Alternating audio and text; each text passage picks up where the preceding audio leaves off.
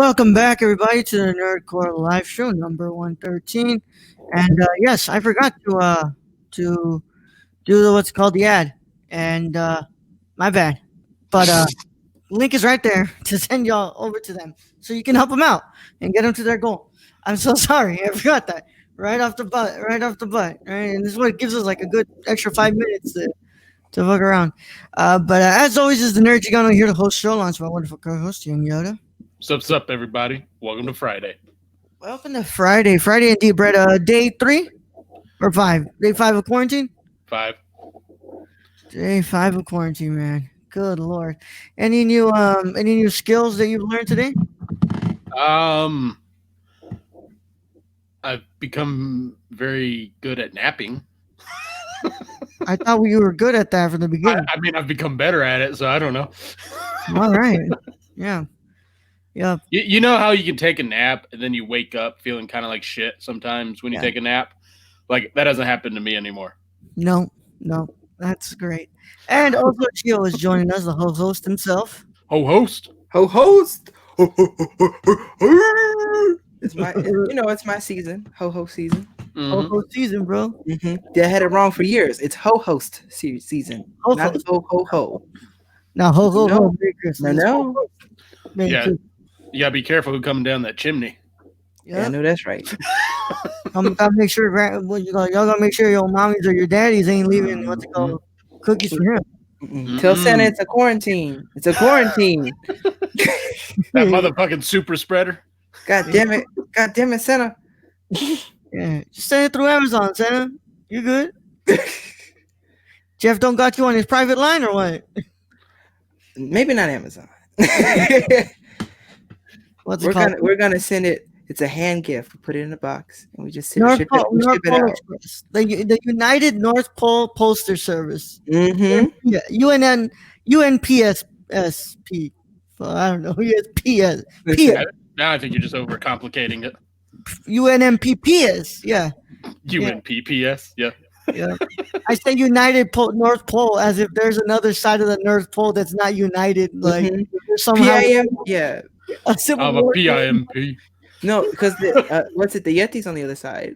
Yeah. So sometimes there's just like half, and the other side is like people and Yeti. Civil war breaks out in the North Pole. The Yetis have decided to reclaim the land from that capitalist named Santa Claus. Colonizer! Coca-Cola has decided to take the side of the polar bears. Oh, man. How are you doing, Gio? I'm good. Good day today. Yeah. No, I'm glad it's a good day for you, man. Anything interesting going on today? Okay. Un momento. Sorry, there was a car going. Okay. So yeah, good day today. Woke up late and then went up and then got to go and pick up a book from the library. And then came home and played Ghost of Tsushima. Oh, yeah? And then played Among Us. Yeah. Damn. Today, it's been quite the long day for me, man. Even though I haven't done much, it just kind of feels like a day has dragged on a bit. But I did get to sit down and I did a review for a movie I watched. And but before I plug that, let me go ahead and go with Brad. Brad, what you been up to today? What have you not done today that you basically didn't do the other past 3 days? Ooh, I watched Sound of Metal. Oh, hell yeah. You know what? I'm gonna ask you what's called. Don't go fully into it because we got a review to do next week. But what's it called? A thumbs up or thumbs down? Oh, that's a fucking thumbs up. Yeah. He's like, hell, man, I can't give that a thumbs down. That ain't no thumbs down. That's like the movies I enjoy, and this is why I continue to say when you see Riz Ahmed in anything, you go and you wonder why he was in the terrible shit that was Venom. I humbly money. Yes, I'm sure that was the case. But when you see like him in Sound of Metal, The Night of, many other things, you're going, this man is too good for Venom. All those people were too good for Venom. Yep. I humbly agree with you, but we'll discuss more of that, next week for our review of this of Sound of Metal for the I will just say the movie's on Amazon Prime. I suggest everyone go watch it if you yeah, haven't. for sure, for sure. Today was quite the day. I sat down to write a review, but I also was keeping an eye on because it's even if there is a pandemic going on, there is still award season going on. It's been going on, and today was New York Film Festival. So Hmm. I was keeping an eye because usually what goes on during this award season is usually what kind of predicts what's going to come next. And man, I wanted to go a little bit over the winners, but some of these I was like, okay, all right, well, that's a choice for sure. But yeah, I sat down and finally wrote a review for I'm no longer here because I your boy tried to sign up for. So I want to thank Sundance for this. First of all, um, Sundance recently launched the Press Inclusion Initiative, where they were what's it called having applications for press, where for what's it called for critics or press people who are who identify as BIPOC, what's it called LGBTQ plus, women, or somebody with disabilities. And I said, well, let me go ahead and try this out. Let's see what happens. And I got you know something was wrong when you get the email in 2 minutes, and there's like, hey, deadline passed. We're so sorry, but we wish you the best of luck. And I was like, thank you guys for letting me know, but I feel like a dumbass. But Hey, you never know until you try. I yeah, mean, it's just and it got me just. and at least it wasn't like a no because they're like, Yeah, no, the nerdcore. No, it was more of a no, just of yeah, you missed the deadline. yeah. It's just and what's it called? It didn't get me mad or anything. It didn't get me sad or anything. I was just it got me thinking for as long as we've done this, we've never been able to do what I've wanted to do for a bit now. Get these screeners that people get, watch these movies, review them early because I know the site isn't as active as it should be, but if we got these screeners, we'd you know We'd write about it. we'd write quick. Yeah. So I I'm mean, I wrote about Capone. I think in the first week it dropped or something, and that was Capone. I watched what's it called 1917 early because of Geo and the film club, you know, and I wrote about it that week. What if you guys give us these opportunities, it would be nice, and I'll get to work on these things that fast. But I'm guessing they also want to see a little bit more work being done on our end. But I was saying damn man, 4 years of doing this and we still haven't found a way to get to do this type of stuff. So I'm gonna go ahead and open it up to the people out there. Please, guys, if you know of a way for us to be able to get in line to get screeners or possible festival coverage, please let us know. Message us, talk to us on the Nerdcore on Twitter. Our DMs are open. Let us know how we're able to do this. I want to know how to get our foot in the door.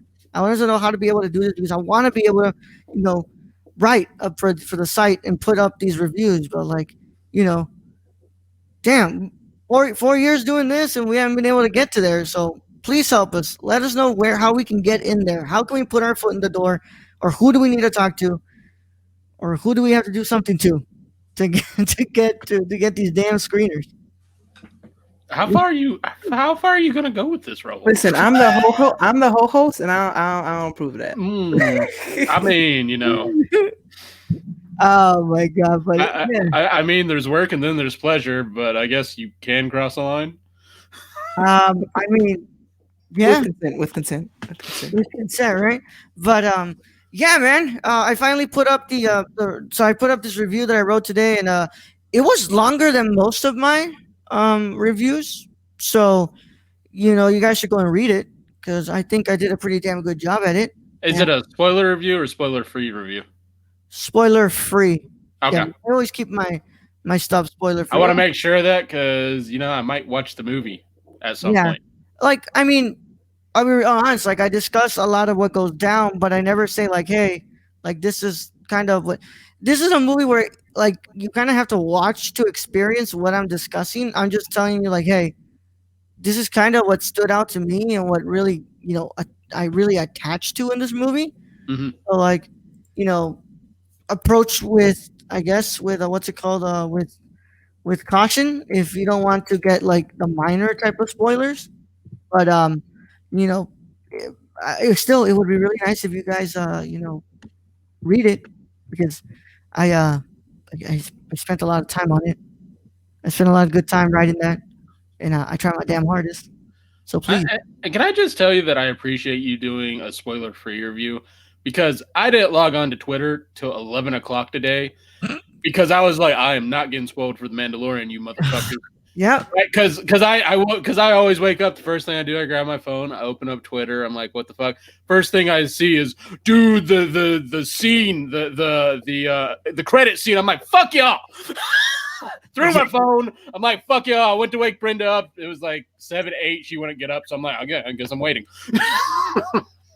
God, dude, I despise But it should be expected now. yeah. It should be expected, especially on Twitter. And I already know that. That's why I didn't look at it. Yeah. Because once I saw that one sentence, I'm like, nope. Yep. It happens, man. But yeah. Gio, anything you've gotten spoiled as of late? That always seems to happen to us. Oh, I've been pretty well. Every Thursday, I get a little spoiler about Critical Role when I look on Twitter. Oh, yeah. There's some things where I'll be like, okay, I'm okay with that because the way they said it was like a joke, whatever. They told a joke with it.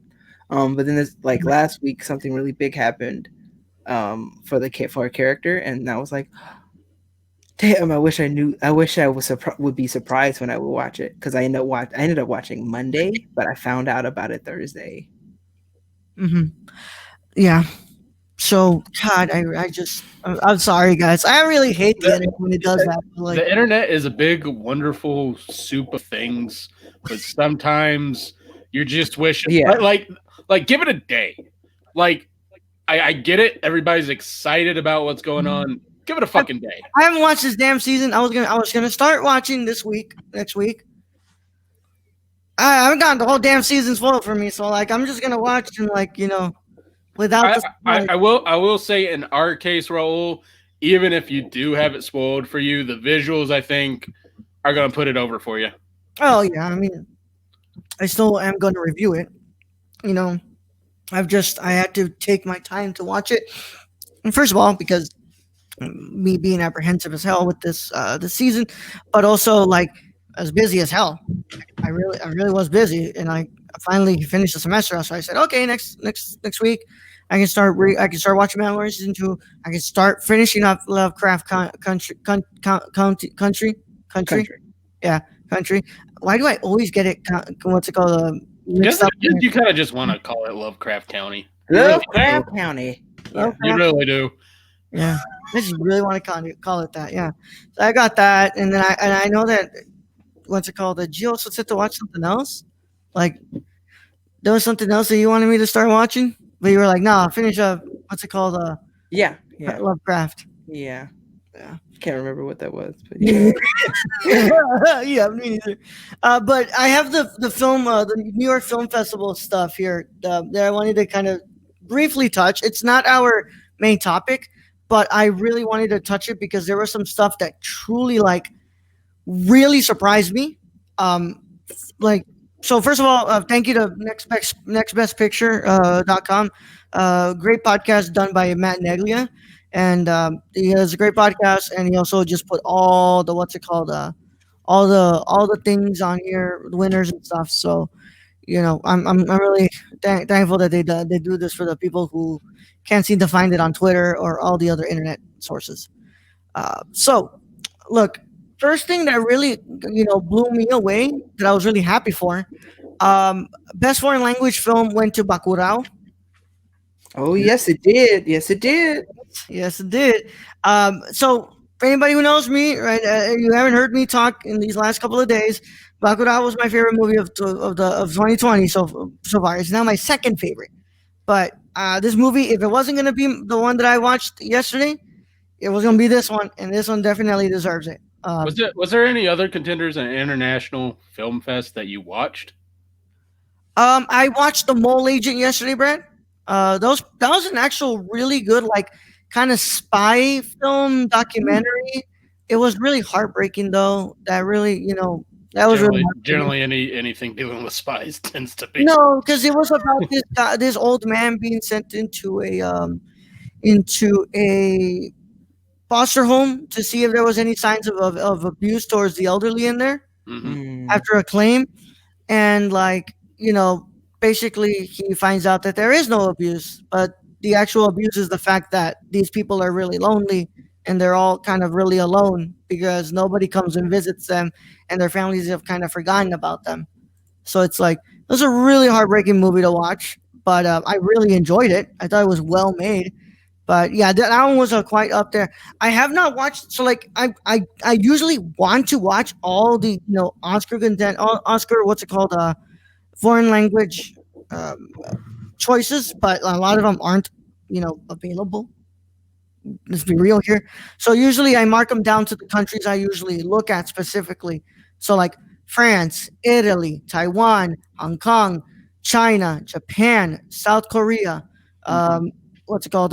Mexico, Peru, and most of Latin America. And then also, like, in Africa, Nigeria, and Algeria, because usually, like, I've heard a lot of great things, and also I heard really really good things for the Nigerian selection this year, because last year they went through that whole bull crap that was the, like, oh, your movie is mostly in English so it doesn't count. And I was like, hey, that's why we changed the name from foreign language to international film, because it means any film that is outside the United States. International, come on. So I want to watch a Nigerian selection this year, but yeah, I mean, it's just a lot of stuff that I don't know where the hell they're located. Like, I don't know where the hell I can find them. I don't know where I can Mhm. watch them. So it's just it's having to dig through it. But that was one of the first ones that I was really like, oh, hell yeah, thank you. But as we went up, like, more stuff really started to, what's it called, stand out to me. First of all, of course, the late great Chadwick Boseman won for Best Supporting Actor for The Five Bloods. That was great to see. But something else really stood out to me. The best Best actor. Best Supporting Actress went to Maria Bakalova for Borat's subsequent movie film. Oh, wow, Hey, wow. interesting, interesting, A freaking Borat movie. interesting. All right. Yeah. Best That's Cinematography a went political to, choice. Now, yeah. now, didn't Best Actor also go to The Five Bloods? Yes. Best Actor went to Delroy Lindo, which Which I'm I really happy. agree with. That means we're picking up steam for Delroy Lindo. That means we've got something coming up, hopefully, and hopefully that really, what's it called, starts building them up. The best cinematography went to all the movies in the Small X series, which I've never heard of that being a thing, where, like, a series of films A all series win of films. cinematography. But Interesting. one also really two these next two awards really really made me happy, because this film was really good, and also I could not believe that this actress was her first time acting. Sydney Flanagan in Never Rarely Sometimes Always won for Best Actress, and then Huh? the best screenplay went to Eliza Hittman for Never Rarely Sometimes Always. Great film. It's on HBO Max, guys. If you guys can watch it, it's probably one of the most heartbreaking tales you can watch, but it's also one of the most important films that you can watch right now. Um, then, of course, what everybody's been predicting, everybody was like, "Oh yeah, no, Chloe Zhao is not walking out of that festival this whole award season without that damn Best Director." She won Best Director for Nomadland, which I have heard praise to the moon and back, and I have not been able to watch it. And I would like to know where to watch it. I would like to see it. I would Did like to see it. did I'm thinking of ending things end up on any list? None of these, but they've won different awards, like other different awards from different festivals. Like they won the BSFC, so they're winning, like, the Film Critics Society stuff, but they're not winning, like, the film festivals. Here's where you and I, Brad, we're like, oh, what? How? The best film went to First Cow, Brad, and I'm starting to think if this movie wins a fucking Oscar, like what the yo, baby, we said pick please nominate more independent films, but we said don't give these independent films the win, bro.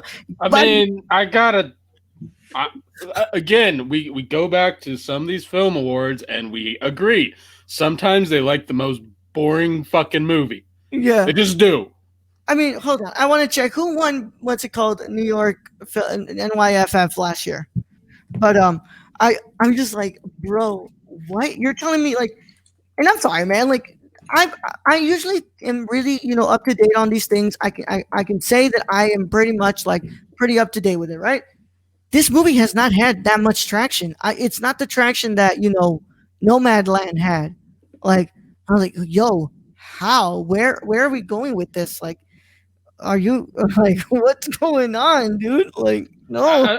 I mean, like the only news I've heard of First Cow was when that trailer was released, when we watched it, and then it was out of my mind, and I hadn't heard anything of it since. Yeah, I'm like, yo, huh? Like, where? Yeah, I'm just sorry. The pacing of that movie is just terrible. It's Yeah, it's probably one of the worst paced movies of this year, other than what we watched was Ammonite, which probably up there in worst pacing. yeah. I'm very surprised that that movie won. I'm like, I'm not saying that it's terrible. It's not terrible. I mean, it's pretty. It's fine. It's It's fine. shot. I'll say again what we said for Ammonite. The technical skill behind it, it's there. The story behind it, though, not there. Not there. But I'm really starting to think like, yo, I'm gonna start keeping an eye because, yo, if this really is where we're going, I'm like, yo, we were telling you to nominate more, independent films Oscars, but yo, this ain't the move. This ain't But the move. yeah, I mean, it is 2020 though, and there ain't much out there. Nothing really surprising. Let's be honest. Yeah, okay. Parasite won New York Film Festival last year. So yeah. Well, you had, they had to balance it. Yep. Oh man, dude, I am. Yeah, I was just like, wow. I mean, if you would have told me like, hey, this one's gonna start getting traction, I'm like, I don't think so, man. I've been telling you like, hey, yo, I really think that No Man Land's probably gonna win it because that's what I've been seeing left and right on my on the feeds. Like, yo, everyone's going crazy about No Man Land, and if it's not No Man Land, it's like these other movies that do not include first cow. Like, I'm what's it called? Kind of. Oh, I'm sorry. What's it called? 2019 wasn't Parasite. It was The Irishman. Yeah. Okay, Yeah. so that tracks. Yeah. So like the last tens were The Social Network, The Artist, Zero Dark 30, American Hustle, Boyhood, Carol, La La Land, Lady Bird, Roma, and then The Irishman. So out of Milk toast. two of those went to win, three of those went to win Oscars. Like, well, no, two of those went to go to win. Wait, did Social Network win I Best think Picture? Social Network did win. No, I don't think it won Best Picture. No. You sure? Oh, no. It was 2010. No, I don't think it won Best Picture. But The Artist did win Best Picture. It definitely did. But no. So yeah, Ah, it was the Hurt Locker. The Hurt. Oh god. Xenophobia Mama wins. getting mad at Brad during quarantine. Brenda, What? little mama. She's mad at me outside quarantine. What do you want? Yeah, so that really stood out to me, and I had to kind of bring it up. I was like, there's no way, like, Oh, it's an Ace promo. That's what it is. oh Oh. god, I will see if I can do that towards the end. The Green Knight. You want to know how I got these green beans? Stop, dude. Oh, should we talk about that? The movies that have been put into the vault. The what I don't know, the fucking movies that got put into the historic.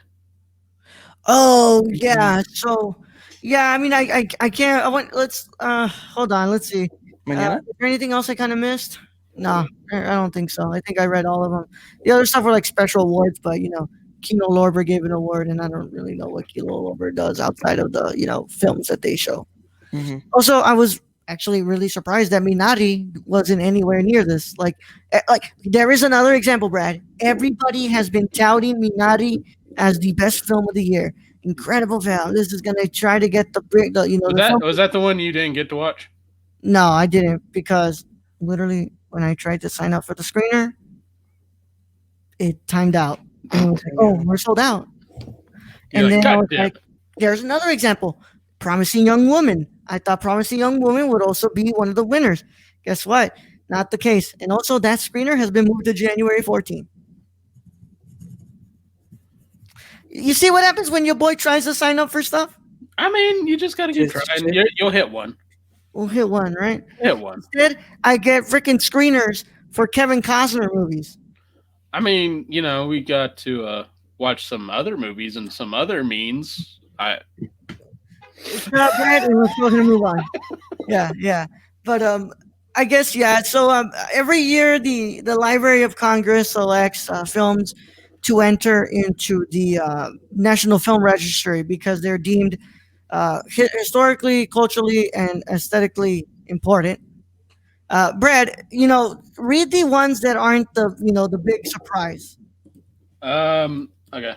Well, I didn't pull up the article. Oh yeah, hold on. I mean, I could probably check it out right now. What's it called? Just talk amongst yourselves. Hi, Gio. Hi, I'm here writing down every movie that came out of your mouth. Out of your mouth. Yeah. I've seen none of them. I actually really want to watch Sound of Metal. Sentimental is very, seen- very good. Dude. So That's probably my second favorite movie of this year. So That one Tenet, in Tenet got bumped down.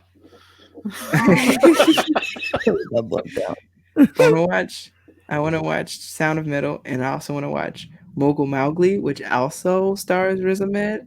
yeah. Mhm. And so I'm like, ooh, Music And Day then- with Riz Ahmed. then- I would suggest my favorite still. I'm thinking of ending things for this year. Mhm. It's just such a weird, horrifying movie.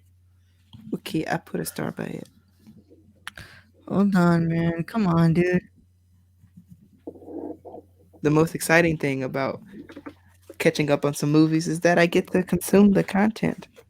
That's It's right. Consume the content, the nerdcore content. Nerdcore content. What's it? Every Monday, Thursday, and Saturday. Yeah, pretty much. Yeah. So these were the movies that were put into the National Film Registry for preservation. Yeah, don't say the big one though. The big one, which I have kind of an issue with. Well, my friends, I'm reminding you all once again. These are films that are deemed culturally and aesthetically important, and they need to be preserved for generations on to generations. This is a library that includes The Godfather, pretty much all the important films of Americana. American cinema's preservation is held inside the Library of Congress with the National Film Registry. So when I read these, keep that in mind.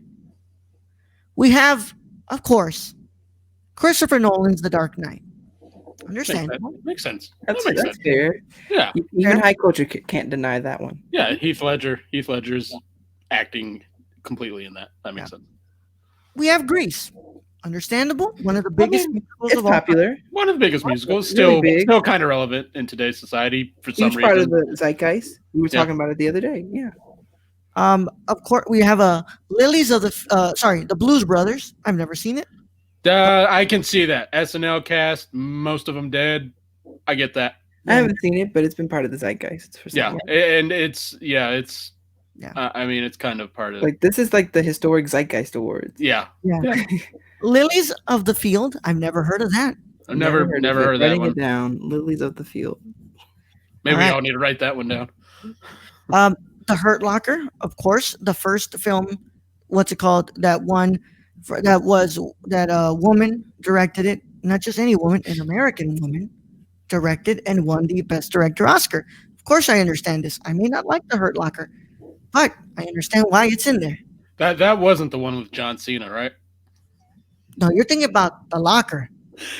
Not the third one. You're thinking about a No, lot. I'm actually thinking. I think it's called The Wall. And The Wall. I'm sorry. It's the two soldiers, Yeah. and they're No, stuck you're behind thinking the about wall. The Wall, Brad. You're thinking about The Wall. Don't get this confused with The Wall. Okay, and then That's you a movie, Gio. I swear.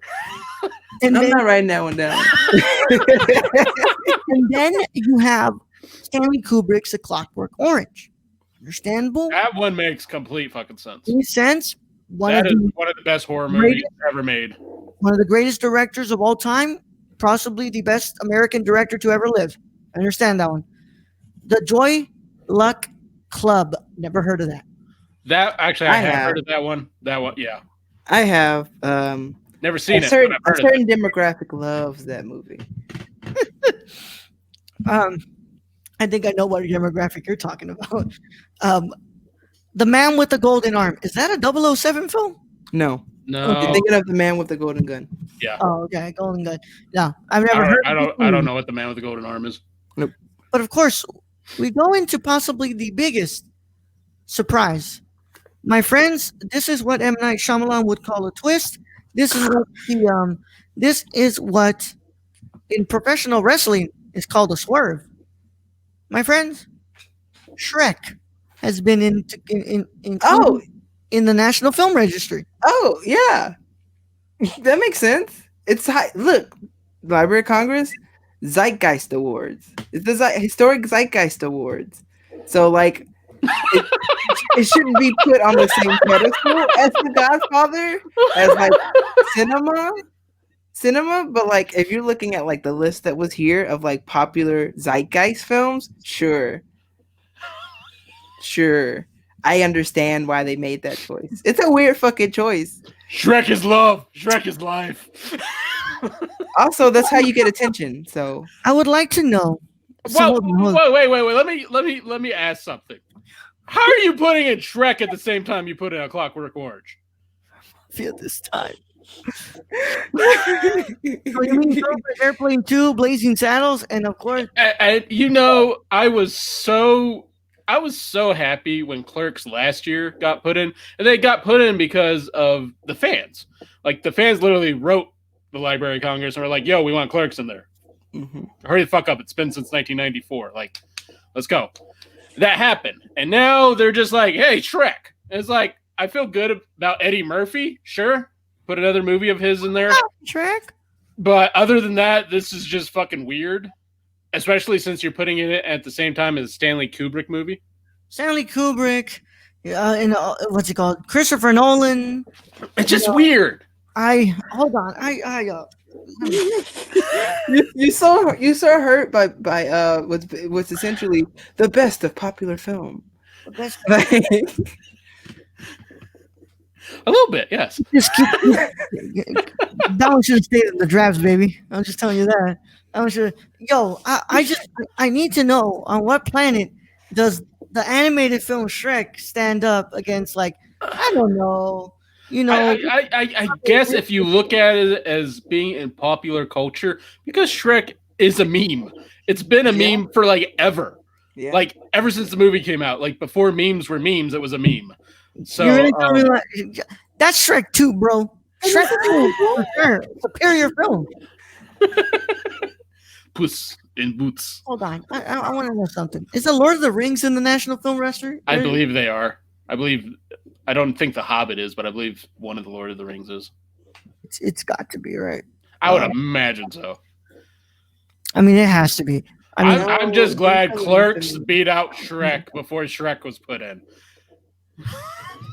Luis is right. It is from the first one because it's Farquaad. Farquaad. Why? Listen, I have to say everything I just said.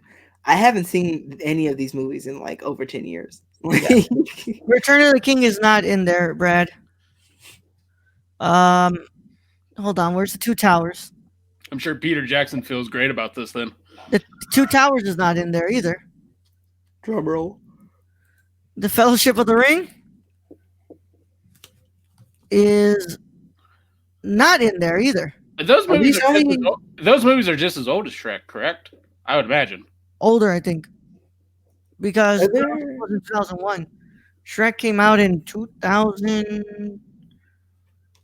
Oh, literally 2000. Oh no, that's different. Shrek. Uh, 2001, Brad. Same year. I don't know, man. Look, And I don't want to like rain on people's parade who are excited about this because I've read like Twitter and all that, and people just very excited about this getting into the National Film Registry, and it's like, but this is supposed to be. I don't know if I can put Shrek up there with the same amount of love that like The Godfather, or Clerks, or any of these other fucking movies we've talked about.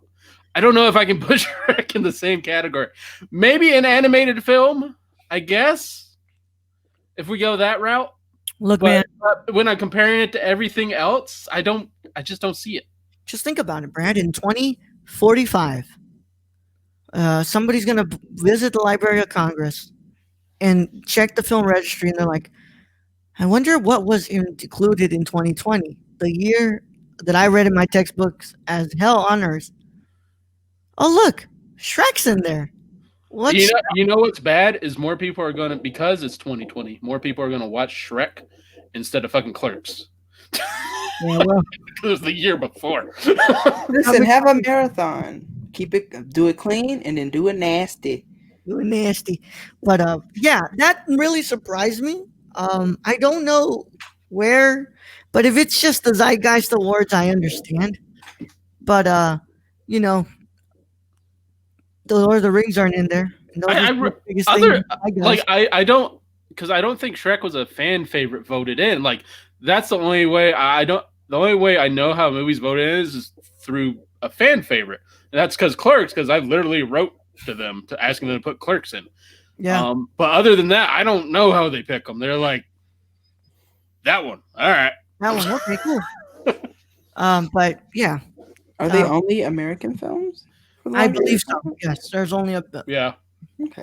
Yeah, I think it's only what's it called, American films, which kind of sucks because like, yo, I think Juice is in there. The Tupac movie.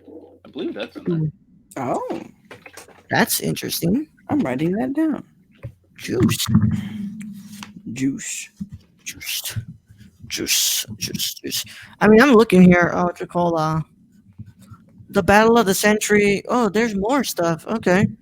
Blues Brothers, Bread, Buena Vista Social Club, Cabin in the Sky, A Clockwork Orange, The Dark Knight, The Devil Never Sleeps, Freedom Riders. Good lord. Oh no, Riders. Oh, No, Riders. Like room. okay, Yeah. okay. I don't know, maybe. Grease, The Ground, The Hurt Locker, Illusions, The Joy Lock Club, Kill Auto Races at Venice, Lilies of the Field, Losing Ground, The Man with the Golden Arm, Mauna Kea, Temple Under Siege, Outrage, Shrek, Suspense, Sweet Sweatbacks, Badass Song, I'm Flat, saying. Flat Sacks, With Car and Camera Around the World, Amadeus. Oh, that's it. That was it. Yeah, last year was Amadeus and all these other ones. But yeah, I mean, I don't think there's anything in here that's foreign. I don't think it. I think it's just American films. So I might be wrong about Juice. That might not be in yet. Ooh, That she's deserves gotta- to be in though. Ooh, She's Gotta Have It and Zoot Suit are in here.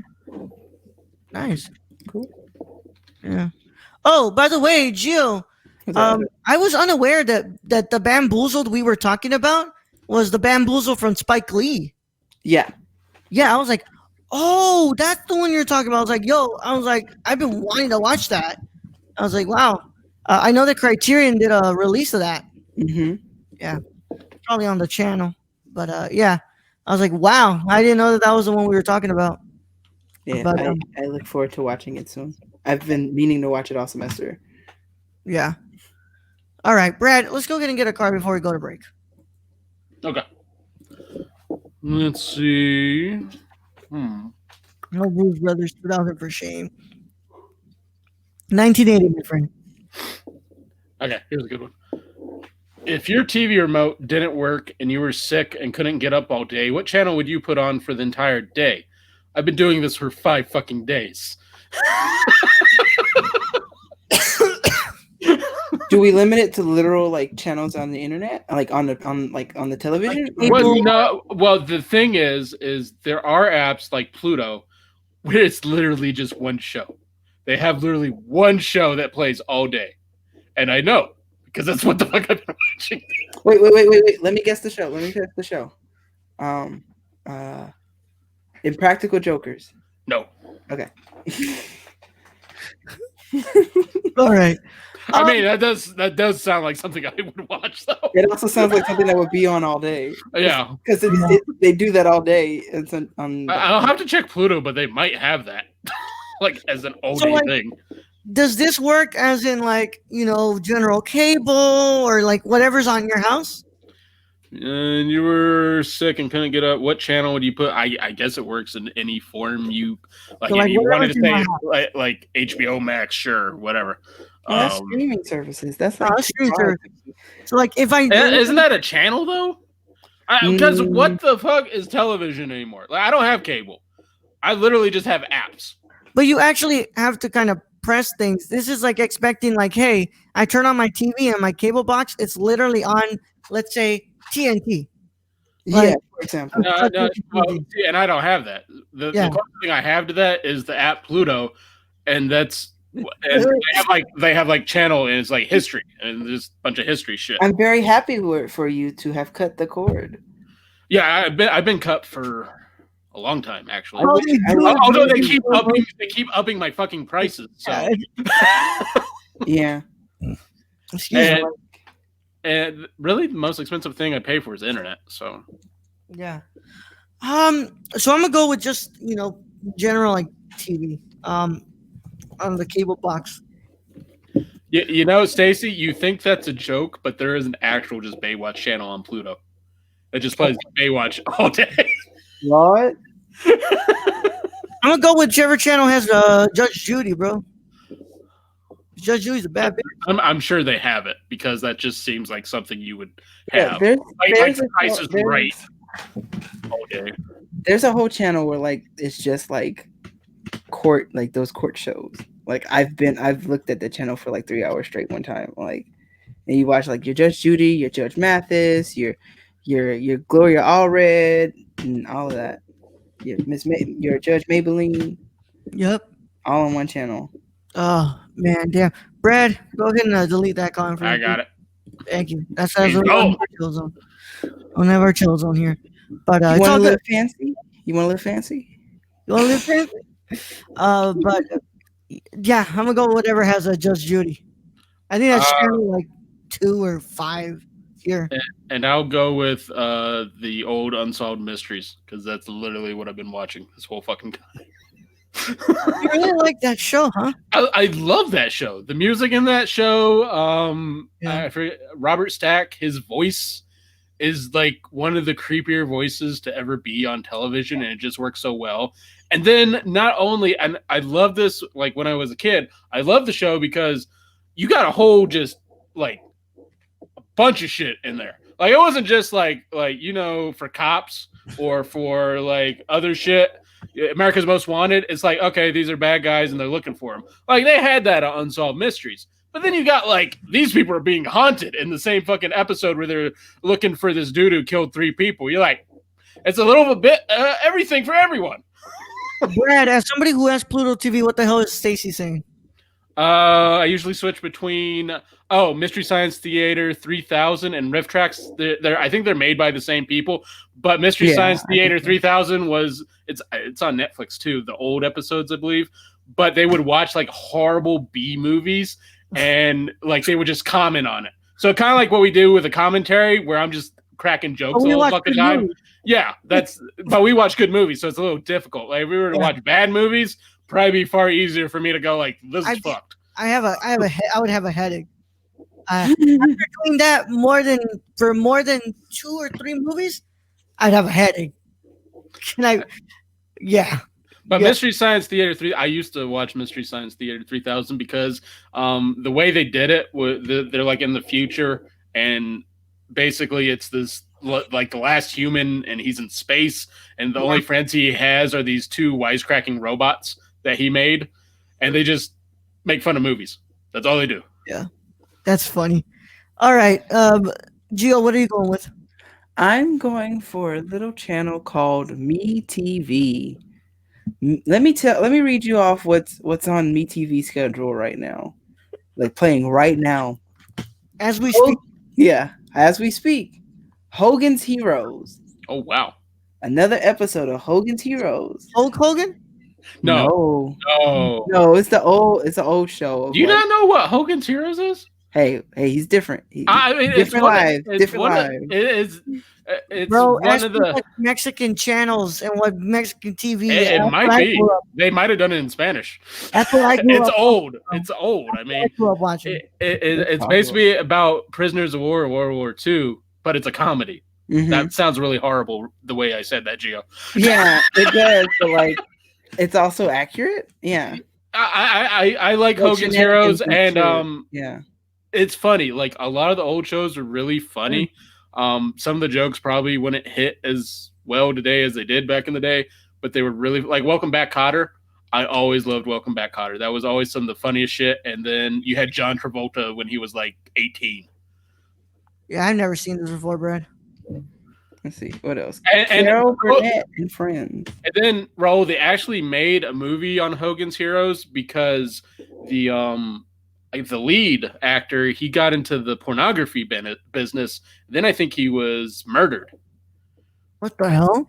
Yeah. So they made an actual, I think, movie on that.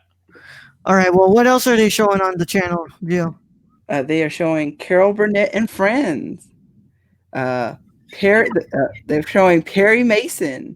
Ooh. The Twilight Zone. See, this is why I like this channel, because I just want to watch Perry Mason. Like, I actually want to like be like, okay, if I have to watch a channel, I finally get a chance to like watch the fuck out of Perry Mason. The Twilight Zone, the Alfred Hitchcock Hour, Mannix, Cannon, Barnaby Jones. It's got a lot. Junction. Yeah, it's literally like it's a lot of the good old like, shit. All old shit. Yeah, it's all old shit. Beverly Hillbillies, Bat Masterson, Track Down, Have Gun Will Travel, Maverick, Wagon Train.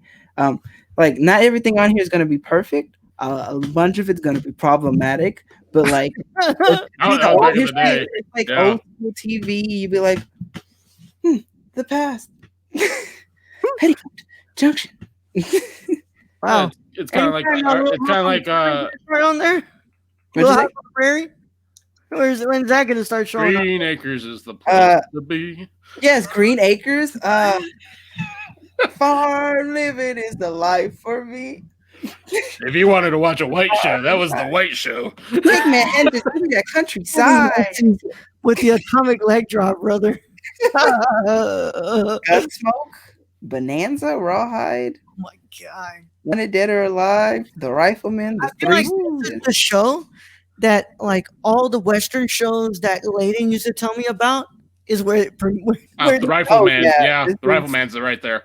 Yeah, this is like that time. This sounds like my dad's fucking television show. This is like what my grandmother watches. Like she'll end up having like a whole schedule. Like, okay, I'm gonna switch to this channel now because Perry Mason's on. I love me some Perry Mason. I'm gonna go around and watch Wheel of Fortune, and then come back and go and like, oh, okay, now it's what else did I say? Like shit, like dude, she'll like go around and be like, okay, and now the news, like. The funny thing is, like, our choices should literally be whatever we watch on the TVs when we go to the dentist during the day. Like, what daytime television channel are you watching? It's probably gonna be Price is Right with Drew Carey up in that shit.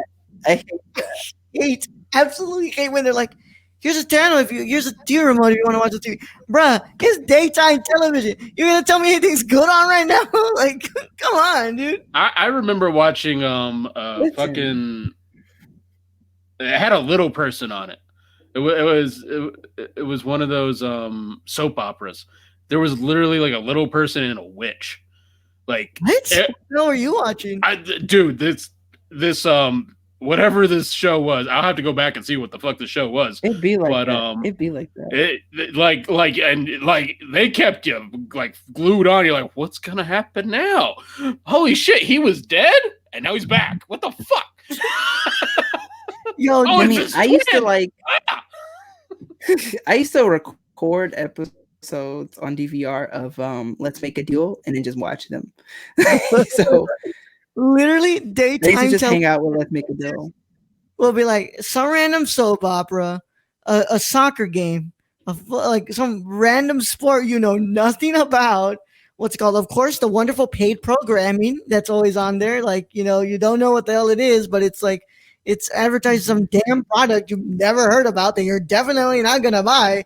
And then there's the what's it called? The Price is Right, Wheel of Fortune, Jeopardy if you're Let's Make a lucky. Deal. Let's make a deal, and then you're like, huh? Well, I kind of made the rounds through all the shows. Let me go ahead and check if I mixed out on anything. It's literally the same damn thing repeated over and over. Or The Oh, Real, episode Yeah, that like have a daytime talk show like The Real or yeah, what's the one, The Chew, The Talk or shit. Like yeah. And then you're like, well, I wonder what's on like Cartoon Network or Nickelodeon, right? Like, might as well just relive the childhood a bit. They got some random ass cartoon that you know nothing about anymore. You're like, what the hell is this? Like, it literally looks like a stoner came up with the idea and pitched it to the freaking network. I Like, need you're like, ideas. yeah, So I found the soap opera, and I will read the Wikipedia part of it just so you guys can see some of the what this shit is about because it's it's fucking wild. out there. Okay, so it's called Passions.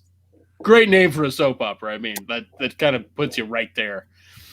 So it was American television soap opera, originally aired on NBC from July 5th, 1999 to September 7th, 2007.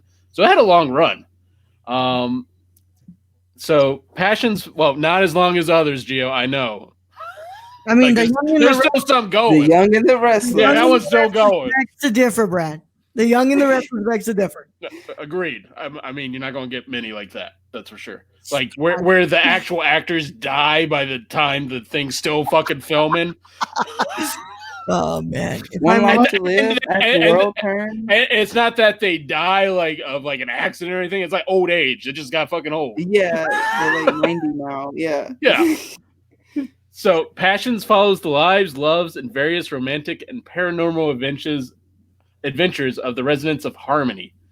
The oh, storylines center on the interactions among members of its multiracial core families: the African Americans Russell family, the white Cranes and Bennetts, and the half Mexican, half Irish Lopez Fitzgeralds. Yeah, it gets that fucking crazy. The series also features supernatural elements, which focus mainly on town witch Tabitha Lennox and her doll come to life, Timmy Lennox. And that was the little person; he was the doll. oh my god, yeah, this is Yeah, wild, man. yeah, it's fucking like if you want to like watch a soap opera and go, what the fuck? This is Yeah, that soap opera. it's wild, dude. Yeah, I've heard of this because like it's very much like I used to watch. Am I admitting this? I used to watch Young and the restless. It's a before it live got show. no before it got canceled. I used to watch The Witches of Eastwick, Hmm. which would like people would compare it a lot to Passions of like it's basically like three witches and like in the neighborhood or whatever. It was so Well, long. It was so long ago. then what CW had a witches too. Had a witches show. Yeah, they A have. lot of you really find some interesting stuff showing on the CW. By the way, like Yeah, you choose the right time to hit that channel, and you've got some interesting stuff showing on there. You're like, Yeah. when did this get pitched and why? mhm. Why did it get made is the more important question. It's like it's in CW though, so you can kind of figure out like why the fuck not? Yeah, Yeah. Gio, do you agree with me? Like, it's CW and True TV that seem like the freaking network where you can literally go pitch whatever, and you have like a Yeah, but 90. like two different things. Like I mean, CW would be like really like random shit, but like teeny bopper shit. mhm. Yeah, And then like True TV will be like a lot of like reality TV, random reality TV shit, and like fun fact shit, and it just randomly somebody falls out of a parking garage, falls down a parking garage, and lives. I feel like Stop True the TV. show. I feel like TV is like it picks up all those shows that like ended, like Yeah. or those channels ended, like G4 TV, because G4 TV had like cops and they had like American Ninja Warrior. I feel like True TV would be the one who picks that up after it gets canceled. Be like, yeah, we'll show it. It's like every single so like when I would actually catch up with like what's it called, Impractical Jokers, because guess what, guys, I actually kind of enjoy Some of that shit's funny. Some of that shit's funny. It's funny sometimes, but like every single time I would watch Impractical Jokers, there was a new ad for some new show coming in, and this was literally every single month, dude. Like there was something new coming on every single time. I was like, huh, what? I still remember. Speaking of Stacy's, we've got Family Dramas, Comedy, and Swamp Thing for some reason. The CW. Yeah. But I still remember the episode of Cheaters. I forgot what channel that was. He gets fucking Oh my god! I still remember they showed that on fucking TV. The host gets fucking stabbed in this show. It's like after that, like how do you go on with reality TV? Like nobody else is going to get stabbed. Yo, I mean, bro. This show's syndicated for real. Yo, I want whatever network that's got Cheaters, Dayline NBC, and like. I mean, you might have to go to the past to get that lineup of like Dateline, NBC, and Cheaters. That's like and you know, or like the 90s. And you know, Cheaters was for those kids who like just stayed up till 5 a.m. in the morning because it came on at like 12 or 1, and because they always had the Girls Gone Wild commercials around it. You're like, yep. It's like it's the same thing. Like I stayed up so long to watch the George Lopez show. And I was I did the same thing. It was like it always on at like 12 o'clock. Also, just getting there, like guys, if you guys can find me like where they sell the George Lopez show or something, please let me know because I am dying to rewatch that show again because I love that show. I want to know why they had it on so late. Like that show was legitimately funny. Wasn't it syndicated? Really funny? Wasn't that the syndication of it though, or was that the actual? I don't know why it was. Because I know like a lot of shows will be like late at night. Like Cheaters was syndicated, so it was ended up being on like G4, for example, which I think you might have been talking about. Or like Cops was like hella syndicated. Mm-hmm. So like the George Lopez show might have had a syndication so that like it would happen and like it's regular time slot and then happen late at night. And then maybe got pushed late at night after the fact. And so it was like late at night, new late at night syndicated. So yeah, TV's fucking weird, y'all. And it wasn't like George Lopez's talk show, which got pushed off into Never Neverland thanks to Conan. Yeah. Damn, dude, what's it called? Damn Peacock. I hate this whole conglomerate of services. Peacock has George Lopez. Damn it. Well, they've been showing because I've been on TikTok lately because I haven't anything better to fucking do. But George Lopez is on TikTok and like they've been making videos with the old cast of like the the beginning of the show and doing all that. So it's like I would like to see them come back if they wanted to. I would not mind that. It is currently on syndication on TBS and stars the titular comedian George Lopez. Okay, yeah, it is on syndication. But I just fucking Louise. Yeah, dude. I have no idea. Dude. You fall asleep at 10 and wake up at 1 in a cold sweat. If you're Florence Blair, if you're working in slow motion. Now you hear up and you're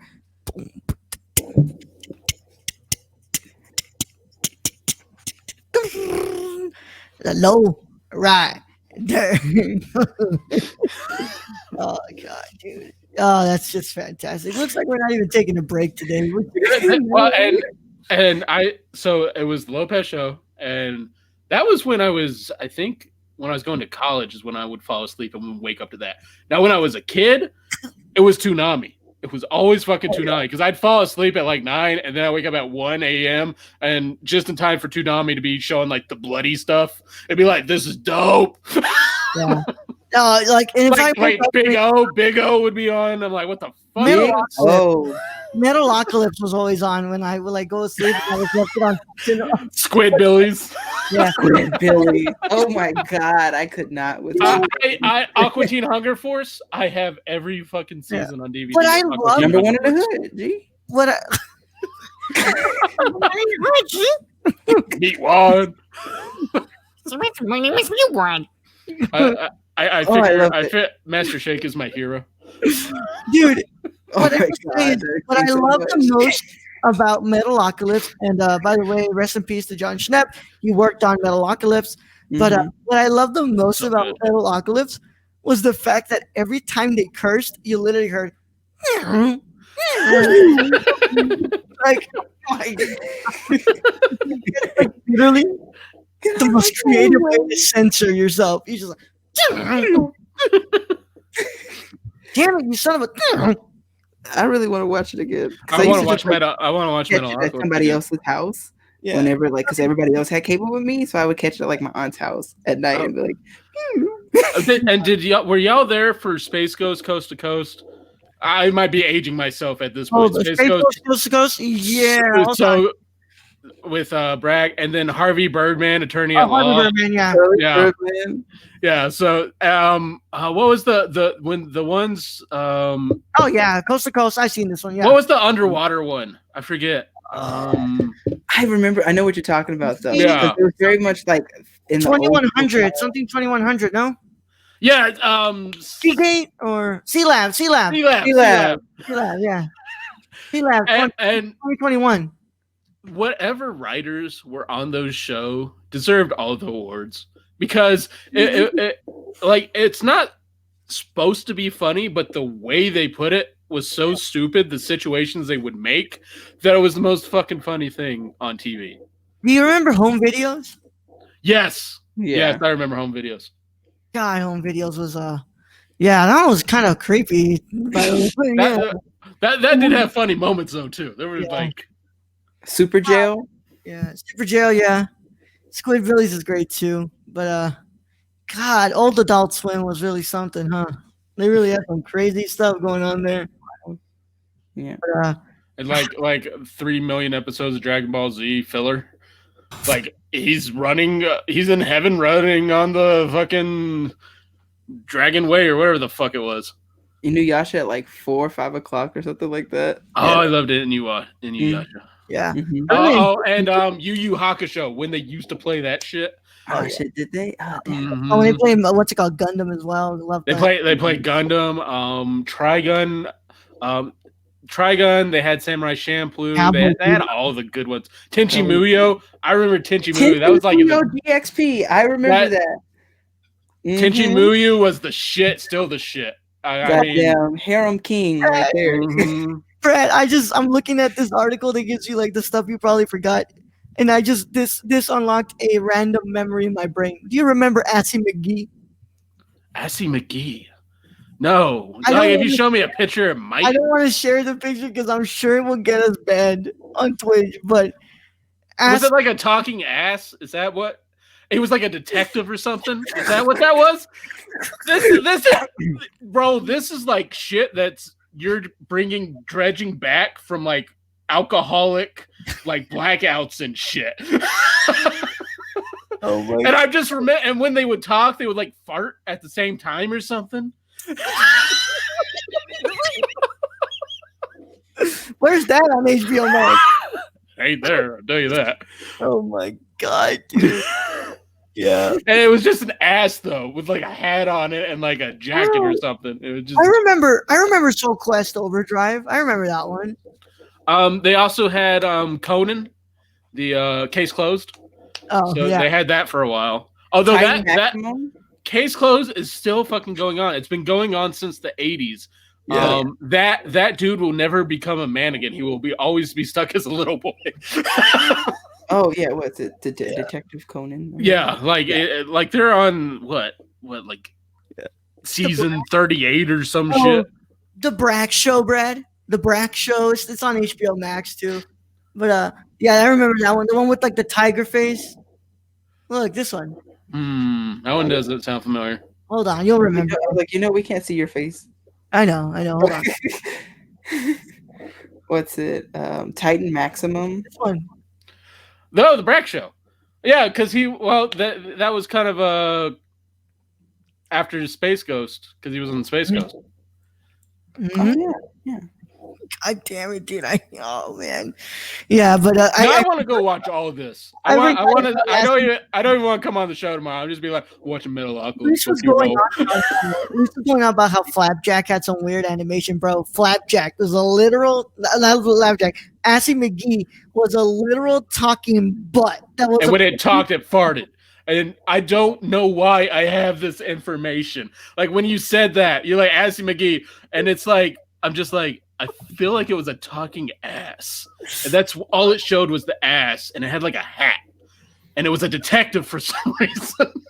literal talking butt, dude. Oh my god! All right, man. Let's go ahead and get into.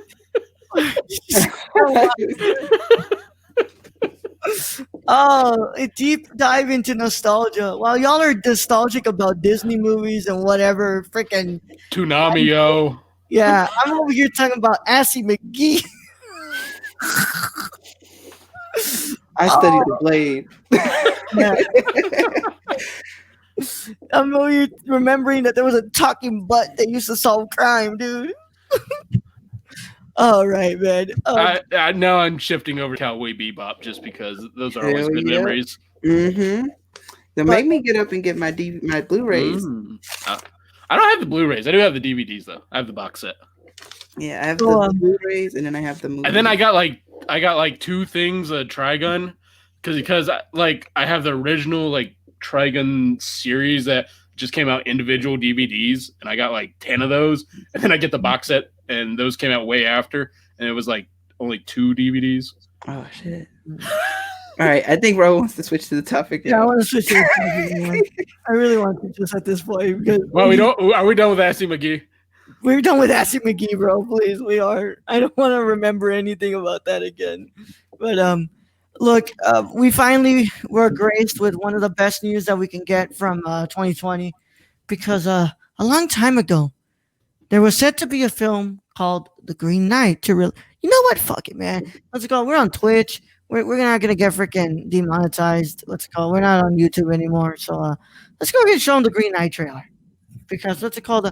We got this like literally what felt like 3 years ago, but it was only in February that we got this trailer, and ever since then we were like, yo, literally the freaking meme of what's his name from Uncle Jim's Kevin Garnett, literally going like, why would you show me something if I can't have it, from Uncle Jim's.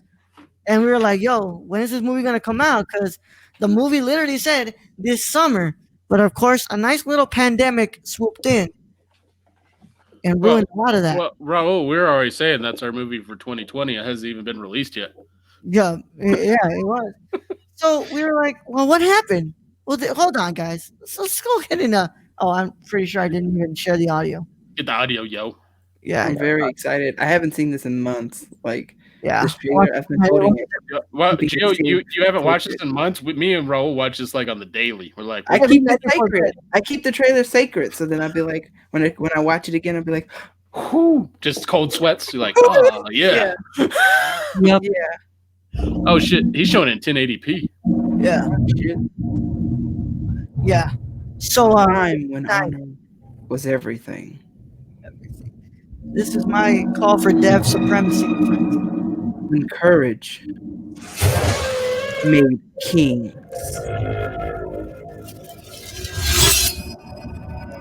A24. Look at 24. What's it called? Shots. Logo. Tell me a tale of yourself, so that I might know thee. God. I have none to tell. Yet. You have none to tell yet.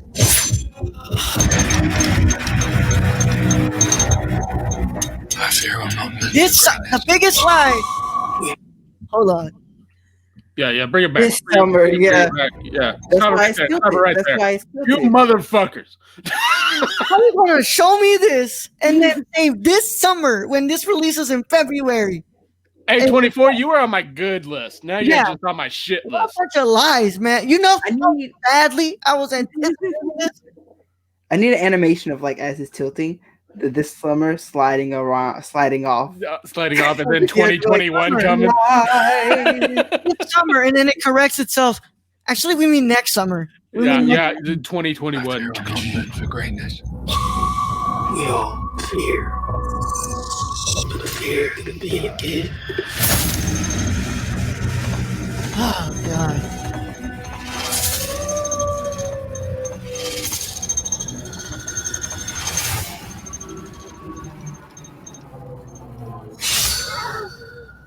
Do not waste this.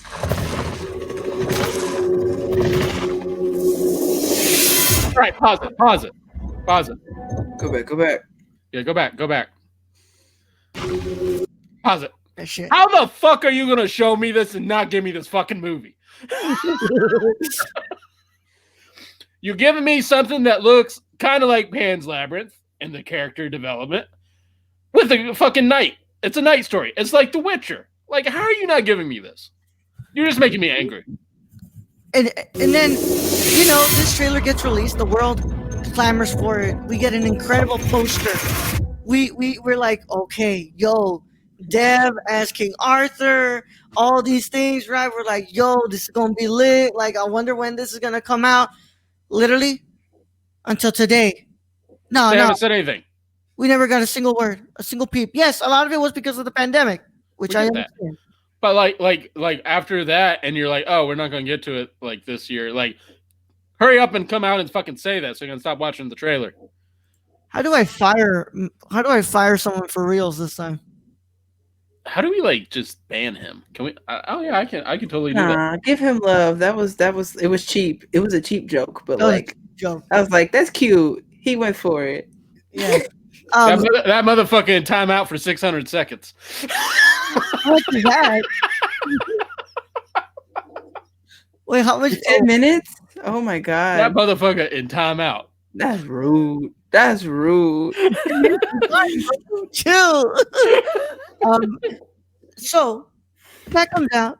The only other news that we get is apparently we get an official rating from the MPAA. So we're like, okay, there you are. We're like, okay, is there possible release date for this? Can you give me something else? Nothing. And then this week we were finally graced with the news that The Green Knight will officially release July 30th, 2021. No words about VOD, what's it called? Video on demand. No words about whether it'll be streaming somewhere. No words about whether this will be a full release or a limited release. But we know that the film itself will be released July 30th, 2021. So I ask you guys, what are we thinking? It is far, but look, at this point, I'm just glad to get something. I'm like, hey, I got news, I got a date, and now I can just start getting ready to make sure that I don't die before that day. I mean, it's the date that I don't want, Raul. I want it yesterday. It's when the fuck I want it. Yesterday. Like, I'm not gonna be happy until like I have it. Well, Brad, we were supposed to watch Dune today, so I mean, you were more excited about Dune than I ever was. there's a lot I'm of things that we saying. were supposed to watch. Don't even open your mouth with me, Gio. Like, don't even. Like I'm old enough to remember old Dune. Nobody wants. I will kill him. I will kill him. Why would you cast Sting? Why? Because he hot. Who was Joe Dworski going to cast, Gio? What was it? Who was Joe Dworski supposed to cast? Jodorowsky was going to cast. I can't remember. Let me look that up. Keep talking. Yeah. But oh my god, dude, I'm excited. I'm thankful that the film is not in limbo, and I'm glad that the film will come out. What's probably going to happen, and what's been happening with most of these films, it's going to come out. It'll be on a limited release, and then the week after it comes out, it'll be available on video on demand streaming. Well, the thing is, it's A24, so they already have a relationship with Netflix, I believe, right? The Netflix and Amazon Prime. A lot Yeah. of 24 films go to Amazon. Yeah, Prime. so that's what I expect. I expect one of those two to get it. What's it called? They're bringing Patrick Stewart back for the new Dune, aren't they? No, they're not. Stacy. All right, Joe, what happened? Mick Jagger. Oh, Mick Jagger. Okay, first off, I just need to tell y'all. I've read the first Dune book. I need to tell y'all something. Faye Rauth is a child. Faye Rauth is a child. So is the Duke Paul Atreides. So is Paul Atreides. Duke Leto's older, but like Paul Atreides is like a teenager, and like Faye Rauth is like his foil basically because Faye Rauth is also a teenager on the enemy side.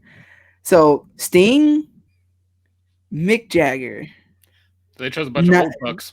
Like, and it's so weird because like it's even weirder because Jodorowsky was training up his own son into like for like 2 years to be a spiritual warrior and a physical warrior to play Paul, but then he was gonna be against Mick fucking Jagger. I mean, Mick Jagger. It was a different Mick Jagger back then, but I mean, you Mick can't Jagger kill Mick was not Jagger. a child. And then, of course, no. once David Lynch came in, he said, "Nah, you know what? Forget Mick Jagger. I want Sting. I want Sting with like the hair." The man who can fuck for 3 hours, apparently. Yeah. And then Kyle MacLachlan, who was in Showgirls. You know what my wife would say if I could have sex for 3 hours? You know what she would say, Ro? Stop. Forget about She would say, "Get up off me." That's what she would say. Just don't. Oh my God, I'm tired. There's at a point where you're just like, just blow and go, man. Yeah. God, I still can't. Like, Kyle MacLachlan was like in Blue Velvet. He was, in what's it called? He was in what's it called? Dune. And then he was in Showgirls. I haven't seen Showgirls. Yeah, don't. Yeah, don't, bro. Oh, Roger Ebert gave it 2 stars. Okay. That motherfucker. Dune? No, not Dune. Showgirls. He probably gave 4 stars to fucking Dune. God, Brad, can you find out for me real quick? Let's do the Roger Ebert hour, like where we just bust on his fucking reviews. All right. We can totally do that. Oh, for real? It's like that. Gio, like what do you think about the date for the Green Knight?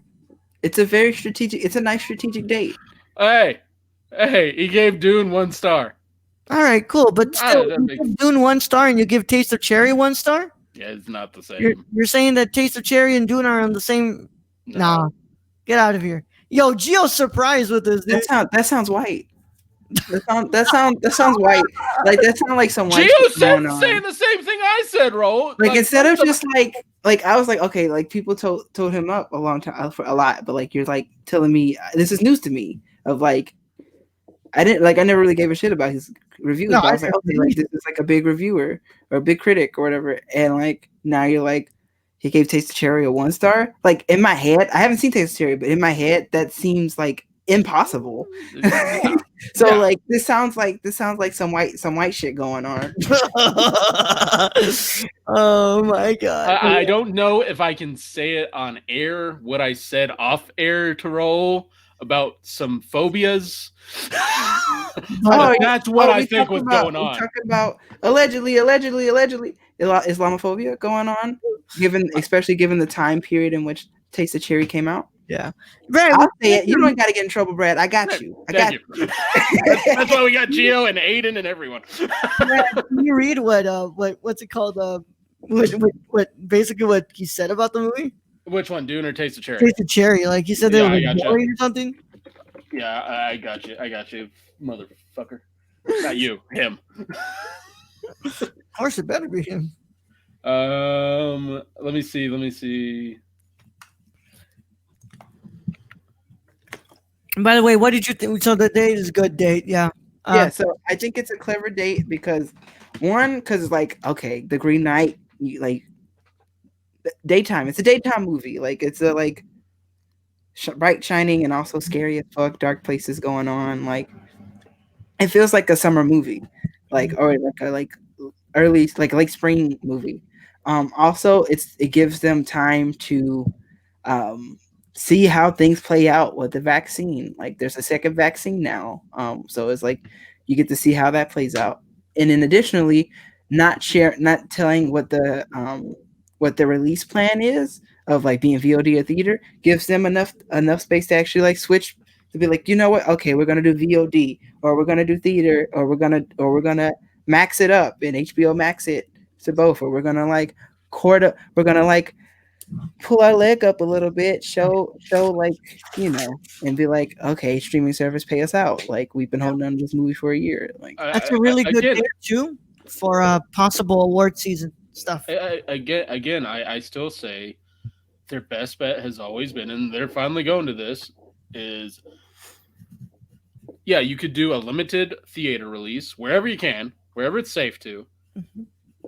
doing video on demand or on a streaming service, selling it to that, and then just have another release for another limited theater release a year after all this shit is done. Because you'll still have the diehard moviegoers who want to go see it. Like if you release Wonder Woman like a year after it's released, people will still go do it because people will still Yeah. want to see it in a theater. Like I think even me who doesn't want get out of the house much, I would probably go see it in a theater. Yep. I mean, I don't know if I go see Tenet because the whole sound issue that goes on with that movie, but I can see people going to see that. Like in an IMAX, I would go see it in an IMAX because that's how I think it should be seen. Oh, yeah. I haven't been in an IMAX in years. I'd go see it. Yeah, that's how I feel like Tenet should be seen, is in an IMAX with the surround sound, with the brrr. But yeah, man. Brad, go ahead and just. Do you just want me to read this whole article? We've been talking shit on this. Like, I can't just pick out the bits and pieces because this man's just. All right, go for it. Let's do the last thing before we get out of here. Pull it up or no? Oh yeah, sure. I'll do a share screen. As Brad brings up the article by the one Roger Ebert. There we go. All right, so this is Roger Ebert's one-star review of Taste of Cherry from February 27th, 1998. There was great drama at Cannes last year when the Iranian director Abbas Kiarostami was allowed at the last moment to leave his country and attend the festival premiere of his new film, Taste of Cherry. He received a standing ovation as he entered the theater and another at the end of his film, although this time mixed with booze. And the jury eventually made the film co-winner of the Palme d'Or.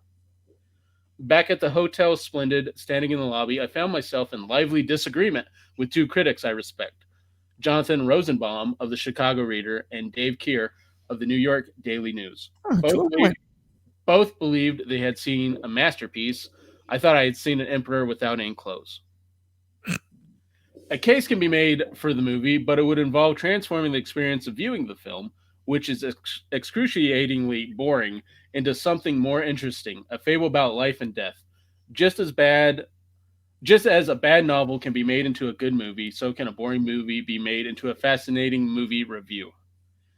The story, a man in a Range Rover drives through the wastelands outside Tehran, crisscrossing a barren industrial landscape of construction sites and shanty towns populated by young men looking for work.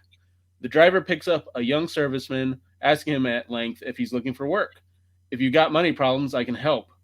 Is this a homosexual pickup? Kiarostami deliberately allows us to draw that inference for a time before gradually revealing the true nature of the job. The man, Mr. Badi, wants to commit suicide. He has dug a hole in the ground. He plans to climb into it and take pills. He wants to pay the other man to come around at 6 a.m. and call down to him. If I answer, pull me out. If I don't, throw in 20 shovels of earth to bury me. The serviceman runs away. Badi resumes his employment quest, first asking a seminarian who turns him down because suicide is forbidden by the Quran, and then an elderly taxidermist. The older man agrees because he needs money to help his son, but argues against suicide. He makes a speech on Mother Earth and her provisions and asks Badi, can you do without the taste of cherries? That is essentially the story. I will not reveal if Badi gets his wish. Kiarostami tells it in a monotone. Conversations are clear, long, elusive, and enigmatic. Intentions are misunderstood. The car is seen driving for long periods in the wasteland or parked overlooking desolation, while Badi smokes a cigarette. Any two characters are rarely seen in the same shot, reportedly because Kiarostami shot the movie himself, first sitting in the driver's seat, then in the passenger seat. Defenders of the film, and there are many, speak of Kiarostami's willingness to accept silence, passivity, a slow pace, deliberation, inactivity. Viewers who have short attention spans will grow restless, we learn, but if we allow ourselves to accept Kiarostami's time sense, if we open ourselves to the existential dilemma of the main character, then we will sense the film's greatness. But will we? I have abundant patience with long, slow films if they engage me. I finally recall Taiga, the 8-hour documentary about the yurt-dwelling nomads of outer Mongolia. We're not watching that role. I wasn't planning on it, man. I understand intellectually what Kiarostami is doing. I am not impatiently asking for action or incident. What I do feel, however, is that Kiarostami's style here is an affectation. The subject matter does not make it necessary and is not benefited by it. If we're to feel sympathy for Batty, wouldn't it help to know more about him? To know, in fact, anything at all about him? What purpose does it serve to suggest at first he may be a homosexual? Not what purpose for the audience, what purpose for Batty himself? Surely he must be aware his intentions are being misinterpreted. And why must we see Kiarostami's camera crew? A tiresome distancing strategy to remind us we are seeing a movie. There is one thing Taste Cherry does not need. It is such a reminder. The film is such a lifeless drone that we experience it only as a movie. Yes, there is a humanistic feeling underlying the action. Yes, an Iranian director making a film on the forbidden subject of suicide must have courage. Yes, we applaud the stirrings of artistic independence in the strict Islamic Republic, but is Taste of Cherry a worthwhile viewing experience? I say it is not. And again, And that's what a 1-star review sounds like. Mo- Like I was like imagining 2. like 2.5. two the stars. thing is he gave Okay. Showgirls, which is such a mess and such a horrible With movie, no 2 stars absolute substance. with no substance, with So no here's a point. couple of things that I pull out of this. First of all, how are you supposed to feel sympathy for Mr. Body? I don't know, Roger. The fact that he's a human being who's obviously really depressed to the point that he's asking for somebody to bury him after he kills himself. And here's another thing: is Roger Ebert can't get out of the Western mind frame. He can't think of like a different culture where it might be completely normal for a guy to drive up and be like, "Hey, can you help me?" With work. Yeah. Like that like that's normal in fucking Arizona to do that, is drive up and be like, "Hey, yo, I got And some then- stuff I need help with." He complains about the shots of them going through the terrain. Roger, how else are we supposed to be reminded of the beauty of the earth that we won't be missing out on if we kill ourselves? Taste of cherries. Those shots I mean, are especially needed to show the beauty of the land that he will leave Well, if he and goes with his decision. And also, he complains about the slow, deliberation, methodical point of the movie. It's like, this dude is thinking of committing suicide. He's thinking about it. Of course, he's going to take it slow, deliberately, methodically. He's thinking about committing suicide. And everybody else is trying to get him out of that mindset. Yeah. Like, I guess Ammonite is a slow movie, but there's really no fucking point for it being slow.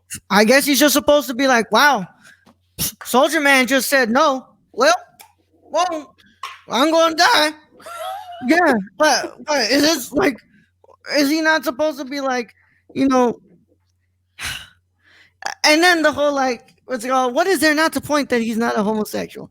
Yes, literally, the first time you see this movie, like the first time you see that first person he's trying to pick up, and he's Yeah, like, that's what you think. you want to make money? Yes, of course you think. But again, is that just a Western mindset? It's like, is this like trying to get some ass? But like, that's just the Western mind frame. Yeah, I'm like, Roger's dead, so it's not like this is going to do anything for him. But you if you come from a different culture, you're not going to understand completely. Like, yes, that was like the very first thing me and Raul thought of was when he was driving around without any context to this movie, and he asked the guy, "Want to make some money?" We're like, okay, so he's going to have sexual relations, and then it goes into something deeper, and you're like, this man is trying to find someone to be his second and killing himself. But then again, I remember I literally visited a country in most of my childhood where they would literally pick up somebody off the side of the road just to give them a ride across town, no matter where you were going. So like, look, man, I was just yeah, yeah, God damn it, dude. But yeah, I'm not saying for Roger to view this as a well, he can't view it anymore because he's dead. But like to change his mind and view this as like a masterpiece, that's your prerogative. But it To think deserves that better this than movie, fucking Showgirls. but to think that this movie's lifeless, that's where I'm like, huh?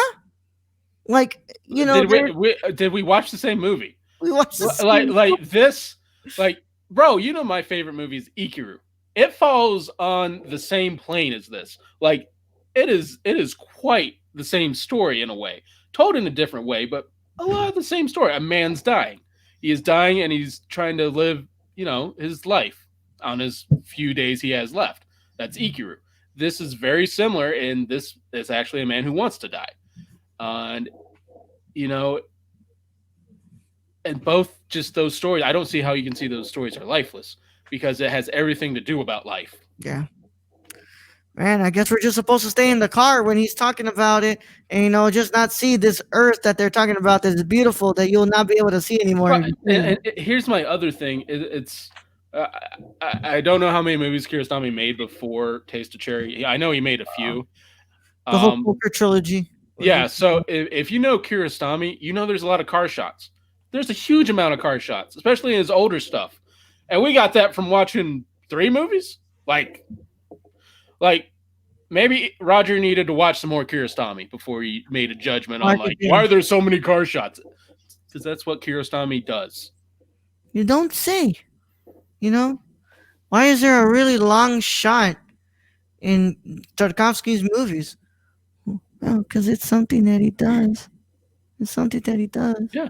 Like that's what he's known for. Gio, what are you thinking about? I'm thinking about the fact that once again I am reminded of the need for us to question the canon. The need for us to question what counts, who is raised up by society to be like, oh, Ebert, Roger Ebert, big deal. The site still puts reviews out on like reviewers to go on Roger Ebert. It's such a big deal. Why is it such a big deal? Why are you the main person whose name I actually see? Is it because you were on TV? Is that why? Probably. It's probably why. But like, why were you on TV? So then it's like, okay, well now we're in 2020 now. We see things. We should be seeing things differently. Mm-hmm. You know who I'm talking about. And if we're not seeing things different, like we need to question everything. Question everything you like or that's accepted. It's like everything. Question all of it. If you don't like it, why don't I like it? What is it about this that I don't like? Is it because of some like, am I making some value measure based on some bias that I have in me? Or am I looking at it based on what it is? And then the things that you like, why do you like this thing? Why is it not just you liking it? Why is it why is it like the same society that puts you down? Why are you like, don't be okay with them like with you liking it when they like it necessarily? Question that. Question the fuck out of it. Question the canon, because not all of it's there for a good reason. Some of it's there because they wouldn't let you in. Mm-hmm. And what I like to say whenever we review something is don't just go off what we say. Like, that's our opinion. Go watch it for yourself. Form your own opinion. Because and another reason I get so angry at this review, this 1 star for Taste of Cherry, I love this movie. I personally, I adore this movie in a way. And I just feel like people since 1998 who trusted Roger Ebert and his reviews, and now everybody's going to be like us and be like, yeah, you should, go watch it, form opinion for yourself. Like, I don't think Ebert ever did that because he was a big-time reviewer. So people would go, they see that, and then they never watch the movie. Yeah. And they miss out on one of the most beautiful movies in cinema, in my opinion. Which, by the way, Ebert is notoriously known for, and it's funny because he was doing this a lot with American films. he was like, hey, American films had landed pretty bad with him. Like everybody remembers what he gave The Shining. What's it called? And then he revisited it and he was like, oh, I changed my mind. Like this was actually really good. And you're like, but you couldn't revisit this? It was 1997. You watched it at Cannes. You couldn't revisit it when it hit freaking physical release? Or I don't know, when it got placed on the Criterion Collection for the first time? But you can revisit all these other movies. Well, and this makes me now want to go and read reviews from Siskel, because Siskel was notorious for being completely different from Ebert in his review status. And then to go and read Jonathan Rosenbaum and Dave Keir, because I feel like maybe they didn't have whatever issues Ebert had. And I don't, I personally, this is just one of those films. I don't see how you can watch this and how you can call it, like Raul said, Lifeless. Lifeless. It just, I don't understand that. And that's why Gio, and I had this conversation with Raul, that Islamophobia maybe at the time had a part to do with this. It's the reason that we never really got to see Tarkovsky until we actually researched him. Yep. Just the way America's bubble works is the people they want you to know about, you will know about, and the people that they don't want you to know about, you'll never hear about them. And I'm 34 years old. I'm just learning about the Tarkovskys, the Kiarostamis, these great directors. They were from a country that were our enemies, so that's why I figure the reason we never heard about them. And I just feel that's really selfish in a way for our country to do that, to keep such great art from us It's, that can lift the whole culture in a way. And that's the thing, is if you get stuck in a bubble wherever you are, that's what you're going to know. And if you don't go outside that bubble, you're never going to grow. it's such a thing of you think about how Western culture, or how we think of American culture, is permeated so thoroughly throughout the globe. That's on purpose. It's called soft power of okay, a country's cultural assets being shared, humanizing us, seeing us as something as a standard. That's on purpose. So it's 100% on purpose of Russia and Iran and half the fucking world globe being kept from us for so long because of Orientalism, and also these attempts to keep the East from being seen as human, being seen as somebody equal, to be given compassion for and everything. I'm reading a book right now called Orientalism by Edward Said, that is talking about how this fucking works, of this perpetuating, taking things from those areas, and then not seeing them as they are, but just applying them to American life, being oh, for example, the Prophet Muhammad, being Muhammad's like Jesus. Muhammad's not like Jesus. Muhammad's a prophet, just he's a prophet. But then being oh, he's like Jesus, but he's not Jesus, and so he's an imposter and a pretender, and then looping that over and over and over again. You look to stuff that, once again, the literary canon, Dante's Inferno, Mametto being a character who is in the 8th circle of hell and being tortured by having being split in twain from the bottom down, from the bottom up. This shit gets reinforced. This Islamophobia, this Orientalism, this anti-East shit. Well, and it's really funny because Buddhism, you go into Buddhism, a lot of the same stories are the same stories in Christianity, and that's in all cultures. There's you can see similarities in all the fucking stories. Yeah, there's a lot of commonalities, but then they try to make it oh, well, that's not true, and so they're evil. And I'm really excited about the Green Knight, though. I'm so excited. But you feel like you kind of think about it too, like I just feel like if America if America, because some states, they stay in their bubble, and I can say I feel like if you were to say in a movie watching experience, like all they watch and all they get to watch is Transformer movies from Michael Bay. That's all they get.